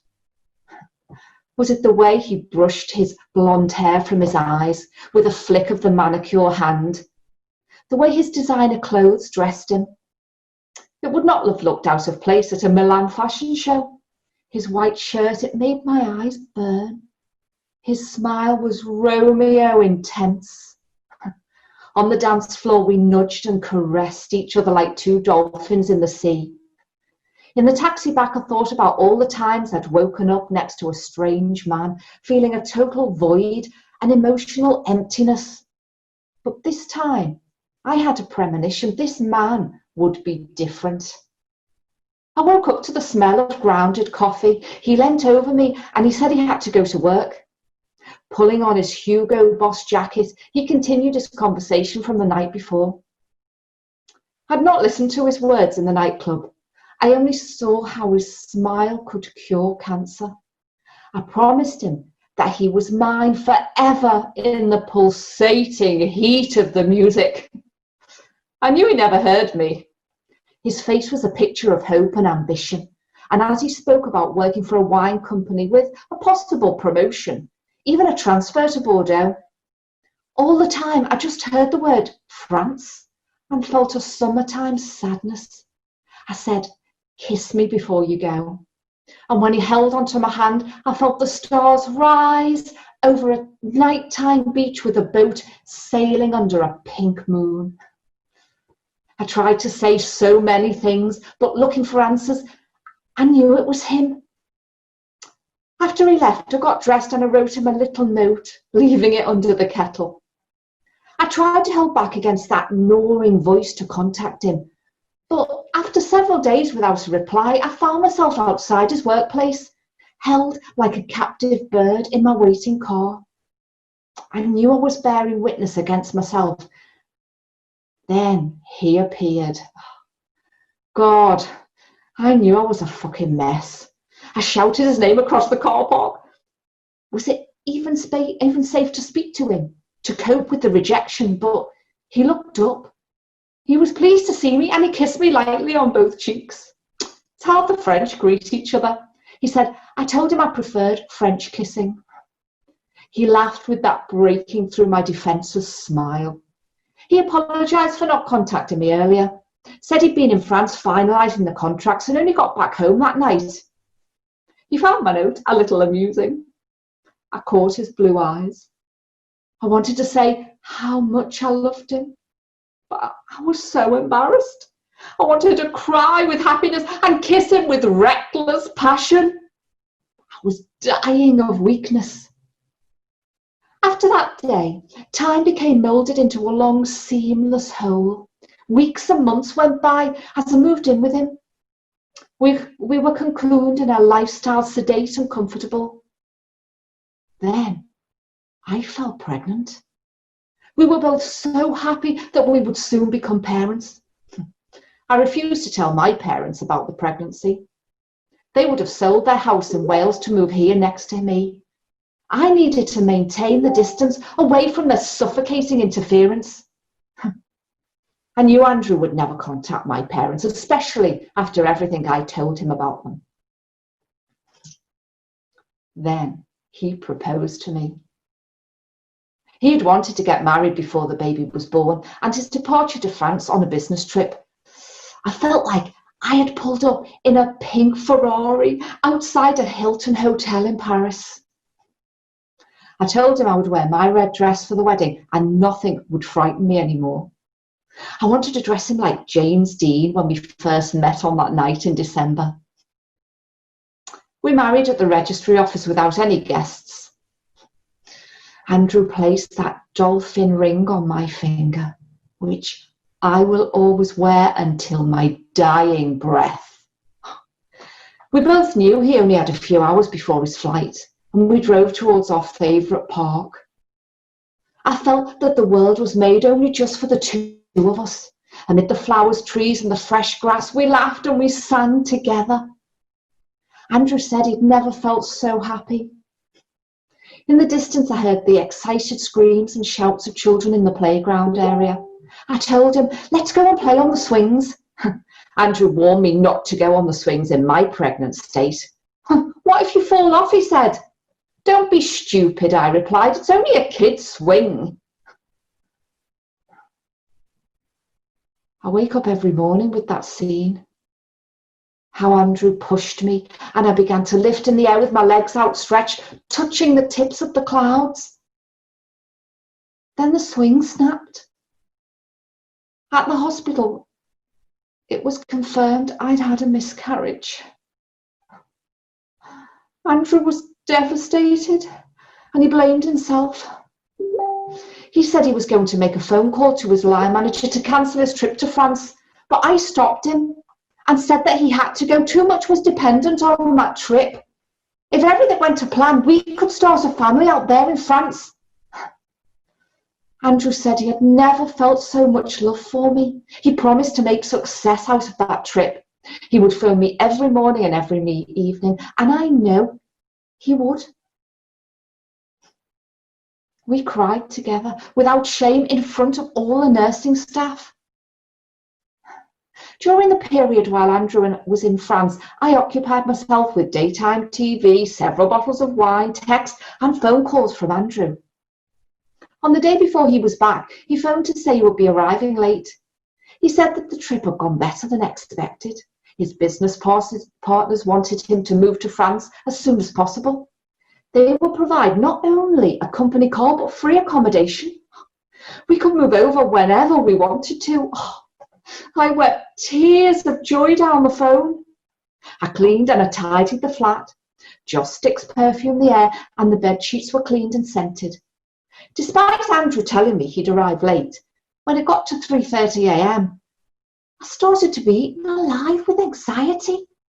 He had promised to phone from London once he got through the Channel Tunnel, but then it was 6:30. And then 7, the doorbell rang. I said to myself, that's unusual, as Andrew's got a set of keys. On the doorstep, a female police officer queried if I was Mrs. Alice Owens. I must have revealed some expression of confirmation, for she continued, I'm sorry to tell you that your husband has been killed in a car crash in France. It seemed that the heavy fog descended on a stretch of motorway he was travelling on without warning. The lorries ahead of him became involved in a pile-up, and unfortunately, he could not have seen it till the last possible moment. We have a trained counsellor on here. Here's her card. I closed the door in the flat. His presence was intoxicating, drowning. I repeatedly told myself, do not leave the house. I must not leave the house. I saw my face in the mirror telling me to stay indoors, but it was no good. I ran out into the street and I started screaming. It was a concerned neighbour who called the police. Then I woke up in hospital, and when I recognised where I was, I cried into my pillow, and I wanted to die. My parents. If I had not been in such a drug-induced state, I would have refused to see them. Why? Why? You must know why! Why? I'll tell you why. What did they say about me? Do I have to spell it out again? Tell you? No one.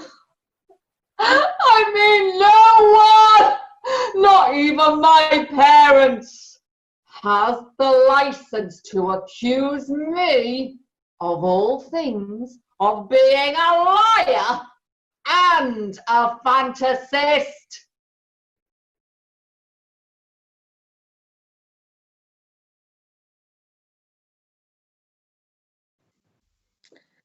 Ah, we're back. Now, That was now that's mad. I mean, that's like psycho mad. yeah. I love the way she changed Yeah, from that's just being psycho quite mad. normal to being absolutely bonkers at the end. Yeah, it's good. Trust me, Sharon, I had one too many psycho girlfriends. So I totally knew about this kind of personality shift. But Claire Kelly, she said she really enjoyed, being able to release like that, but wouldn't happen without Sean Fitzgerald's fantastic script and Yeah, everything. I think they both did a fantastic job of that. Oh no, definitely. I mean, so I mean, I know like we passed the 9 o'clock time, but that's because we started late. So we only have one more film, and obviously, I'm not It's a gonna say doozy. it's the best film in the lot, but it's my favorite film of the lot. Bernie was like racing home, from work to try and watch this. So hopefully he's there in the chat. So this is his script, him, starring the fantastic Mandy Lally, who is back with us again, and my pick of Joe Matthew Morris.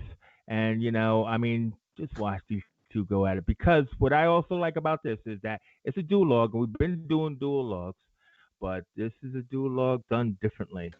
So I'm excited. You excited, Sharon?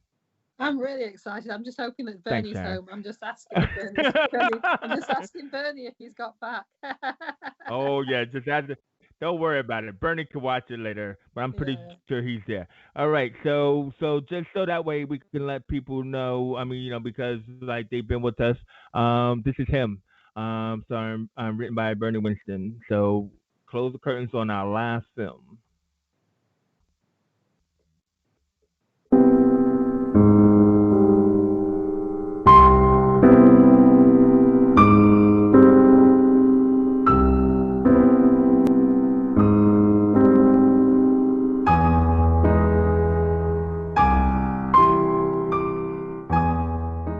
You, standing in the hall, backpack at your feet, screaming at him. I mean, really screaming at him. A high-pitched voice, piercing my bloody eardrums. I could never get used to it. Heard it often enough. I should have been used to it. Every day. Every single fucking day. Screaming from you, bellowing from him. Deep voice. A deep, deep voice. Like a baritone from a twisted barbershop quartet. A quartet from hell. You come home and sing to us each night. Sing about his tea being cold. Sing about us being under his feet. Sing about anything and fucking everything.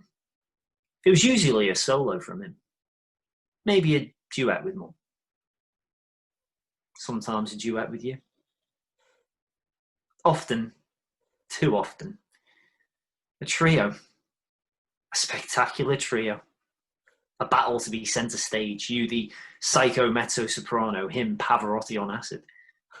Mum, the chorus. A crazy opera. A crazy bloody opera. An opera no one will pay to see. An opera no one should have to pay to hear. An opera that should be banned from public performance, banned from private performance. Lying in bed.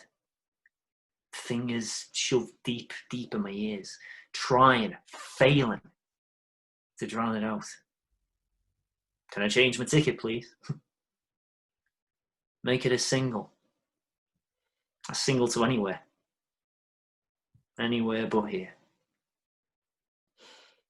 I was 17 when I left. So you were, let's see, 7? Yeah. 7 going on 8. Oh, it wasn't all bad, was it? You're only little. You're just remembering the bad times. Yes, he was a horrible, nasty man. Yes, he had a temper on him. He did bluster a lot. And I know I was a stroppy teenager and flew into rages, but there were good times too, wasn't there? Not as many as there should have been, but there were good times.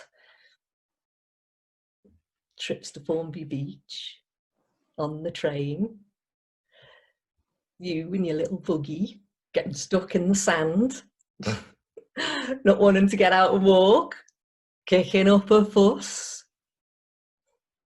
Mind you, you were only a baby then. A big, bonny, beautiful baby. And there was that time, you know, when you took us to the cinema, Jurassic Park at the Odeon, all of us as a family. God, now that never happened, eh? Oh, but you got upset, didn't you? It was too scary for a child. It should never, ever have been a PG. I mean, I was scared, but you were absolutely terrified. Mum took you outside. She bought you an ice cream, but it didn't calm you down. You wouldn't go back in. You lay on the floor crying. Ended up sitting in the cafe over the road till the movie had ended. She wasn't happy. He wasn't happy either. He went on and on all the way home. Said it was the last time he'd take us out. The first and the last time. Oh yeah, he kept his word. You remember when I took you to Blackpool? Just you and me on the train. Yeah. It's gloriously sunny weather, playing on the beach, paddling in the sea. Donkey rides, wasting our money on that stupid horse racing game in the arcade. Candy floss and toffee apples for lunch. That was just before I left for uni. And I tucked you up in bed. You hugged me and you said it was the best day ever. You begged me to go there again. Then I was off to uni. Off to Leeds, off to my new life. I told you to ask Mum. I guess she never got back. Jurassic Park. Of course I remember Jurassic Park. How could I forget? My first visit to the cinema. Huge, scary, ground-shaking dinosaurs. Small, vicious little fuckers too. Sharp teeth. People being eaten alive, a big booming soundtrack. Still get a sense of dread whenever I enter a cinema. Can't watch anything with dinosaurs in. Dinophobia? Why didn't they take me to see Disney, for Christ's sake? Beam me up, Walt. And yeah, I remember Blackpool too. One great day in an ocean of despair. Then in a heartbeat, you were gone. One last shouting match with Dad, one last aria, and then gone. Leaving me adrift in a sea of shite. Just visits at Christmas and Easter. I love the little gifts you bring. The best present was these headphones. They saved me. Tune in, turn up, zone out. Radio 4 dramas, a book at bedtime. Took me to a different land. A foreign country. It was different there. Gave me hope. I didn't forget about you. Your little brother. A lost soul. I sent you letters. Got the odd reply. I meant it when I said you could live with me. Just as soon as I was working and had my own place, but then I met Jamie. Next thing I'm pregnant. Before I knew it, married. It was a quiet wedding. No way he was going to walk me down the aisle. I had new priorities, the baby and Jamie, then another baby. Life just got so busy. But you were always welcome to visit. You came in the holidays. Each time, drifting deeper and deeper into yourself, staring into space. A troubled boy growing into a troubled man. Always wearing those bloody headphones. Radio 4 on tap. Bloody annoying. But I loved having you around. And hated it when it was time for you to leave. Exit pursued by a bear. A dad-shaped bear. I loved your letters, the ones that I saw anyway. I treasured them, kept them all in a shoebox under my bed. I've still got them, including the ones I found in the bin. Opened, read, discarded by him, stained by old tea bags and potato peelings. I felt abandoned, but at least I had your letters. He'd mock me. Where's your protector? Where's your bodyguard? When are you going to grow up here, you little shit? I dreamt of escaping. Couldn't wait till I was old enough to go to uni. But I was in therapy when I should have been at uni. Fucking therapists. Waste of space. No, I wasn't physically abused. No, I wasn't sexually abused. You never once laid a finger on me. Never. Probably too much effort. No scars on my body. But look inside my head. There's more scar tissue than brain tissue. It's a crime to beat someone physically. Why isn't it a fucking crime to beat someone mentally? Don't aim but brains as science. Brian's brain, roll up, roll up. You've never seen anything like it in your life.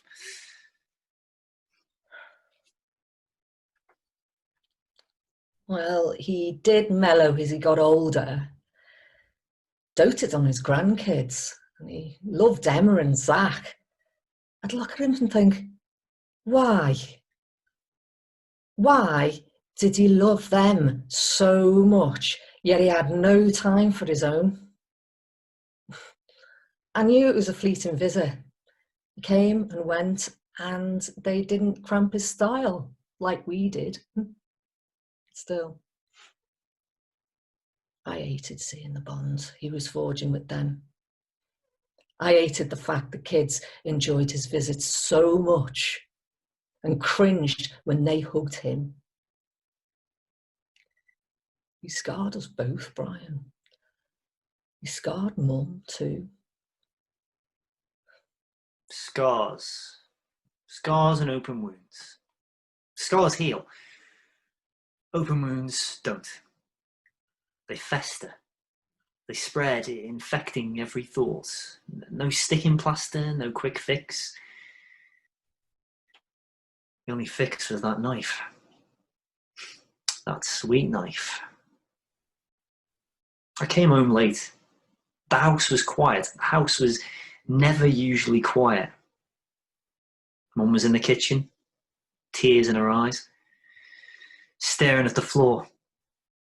Him lying on the floor, knife in his stomach, staring at me. No shouting now. Eyes pleading for help.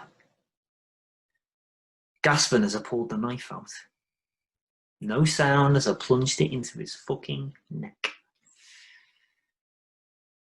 I was cleansed by his blood. A blessed release. Mum looking at me, half joy, half horror, and me looking at her, all joy.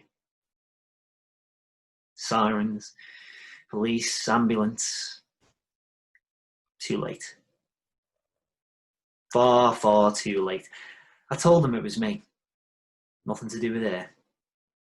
She told him it was her, nothing to do with me. But she was a lefty. The lethal blow was made by her right hand. A malicious wounding charge for her, a murder charge for me. Show remorse, they said. Show remorse, reduce your sentence. No way. No fucking way. I'm proud of what I did. Proud. Now I only hear him in my dreams.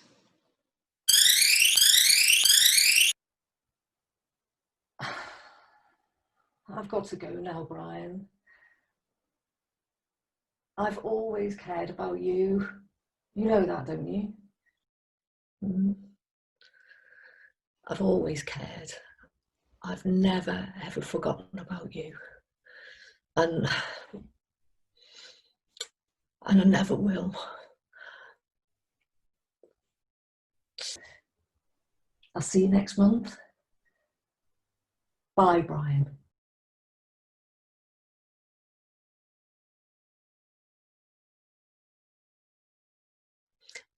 I'll give your love to Mum.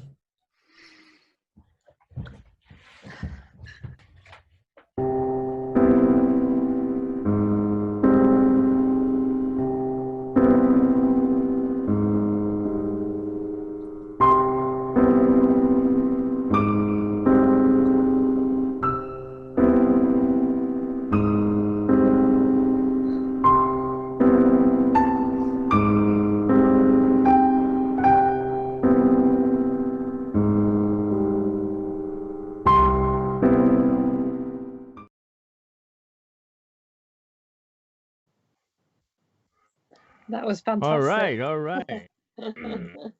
Okay, that was him by Bernie Winston. Yeah, yeah. I think that was to end on. All were and every and we want to thank as well as the actors into this month's compendium.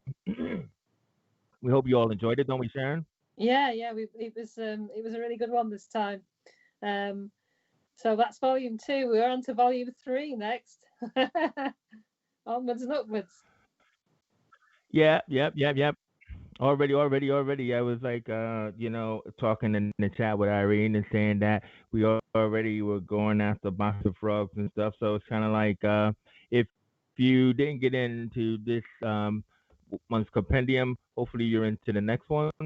And as Sharon said, that she has writers working on specialized duologues and everything. But hey, give us a shout. You never know. You might end up in next month's compendium.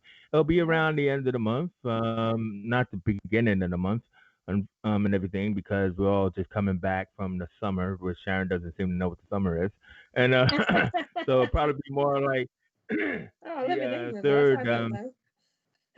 Okay, it'll probably be more like the third Saturday in September, but we'll let you guys all know. And once again, please follow us, Big Condo Academy, www.bigcondoacademy.co.uk. Please look out for our different courses that we are offering on Zoom, especially the Twilight Zone that's coming up in like 10 days. 10 days, I said it. All right. And, so if you like the creative stuff that you sing, let's get creative, people. That's what we're all about. So it's time for us to say goodnight. So say goodnight, Sharon. Good night, Sharon. See, both me and Sharon are from the generation of Burns and Allen. See, guys, I'm Chase Johnston-Lynch. That's Sharon Colpman. This is Compendium 2. Thank you guys for watching. You can't end it any better than that. We're out of here. Bye.